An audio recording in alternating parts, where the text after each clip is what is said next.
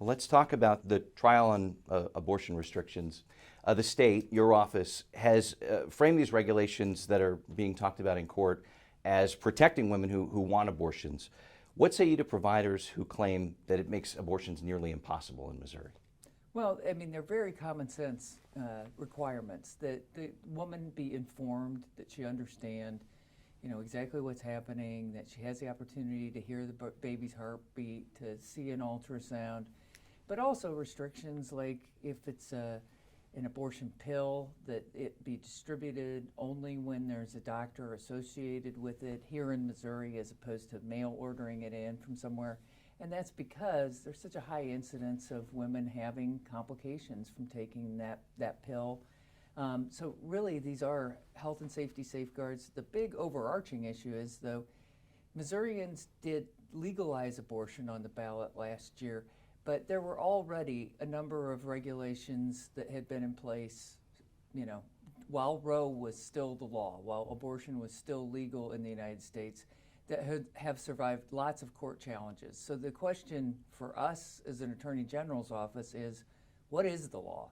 And so that's what this case really is about, is Comprehensive Health is challenging all those pre-existing laws and regulations, and we're defending them, and then the court's going to have to tell us.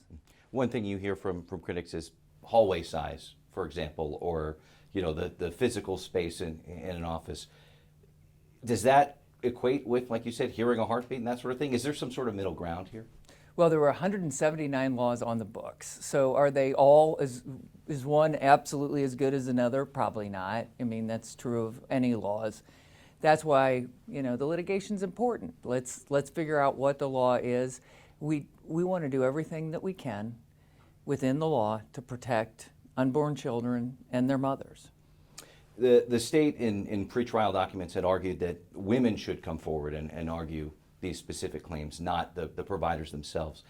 Is that realistic given the very personal, private nature of abortions in Missouri, and some of these women are having issues, just struggling to make ends meet as it is? Well, we're going to have women as some of our witnesses who've actually used these procedures and talk about their experiences. It would be helpful if both sides were actually putting women on the stand. Obviously, you understand the sensitive nature of abortions For sure. in Missouri. Is it a sufficient argument to say that women should be coming forward and suing the state when they need to try to get access for health care? Well, I mean, if it's a standing argument, that's a little bit different. This case has been ongoing long enough and long before I was Attorney General. So I don't know if we've made standing arguments in the case prior to me getting here, but we're at the trial stage now. And so we want to make sure that the very best evidence of what's happening gets introduced into the trial.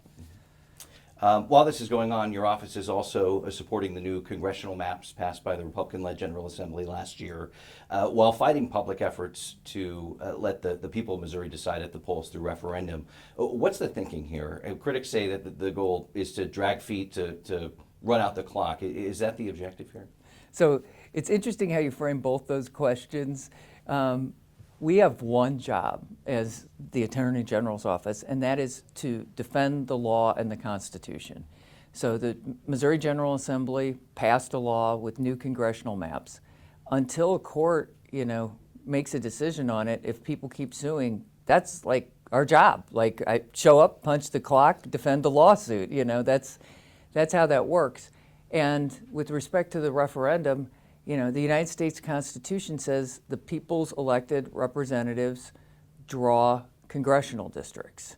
It doesn't delegate that power to anyone else. Some states have done that, but Missouri hasn't. So we're just upholding the Constitution. In the federal seat, you claim that the voters don't have the power to hold a referendum specifically on redistricting. Because the Constitution says that the elected representatives are the sole holders of that duty. In the state constitution, where it talks about veto referendums, is that you say that doesn't count here? Yeah, and it does not call out, address, or make reference to the United States Constitution and redistricting. It's intended for things like, laws passed by the General Assembly. When last we spoke, right before you took office, you had said that you were going to focus on many nonpartisan issues, helping local prosecutors and the like, the people of Missouri. Critics have called you ultra partisan for your actions on a number of issues seen as Republican priorities. What's your response to that, and how are you showing the people who aren't Republican that you have their interests at heart in Missouri? Well, if you look at what I'm driving the ball on in terms of taking initiative as opposed to, sort of, as I said, state gets sued, we defend. Where we're going out proactively is against video lottery terminals, 70H and Kratom, the cannabis stores that are unlicensed, the THC products that are being derived from industrial hemp, but now at such levels that they're very intoxicating and being packaged like Skittles and Doritos and being sold to kids. I call it kind of the Vice Squad. And so those are the things that we're really pushing hard on, reaching out to local prosecutors to work with us on them, because local prosecutors have so many violent crime priorities. It's tough for them to take these things down. And when you hear about any one of them, you might think, oh, what's the big deal? My concern is they're a multi-billion-dollar industry when you put them all together. Certainly 70H is really hurting people, highly addictive, highly intoxicating. We're getting reports from coroners. It needs to go away completely. The other things could be regulated and taxed by the legislature. Great, then we don't need to bring enforcement actions.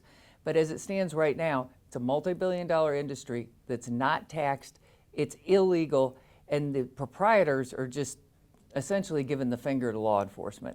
If we don't do something, we're going to get real organized crime back in this state.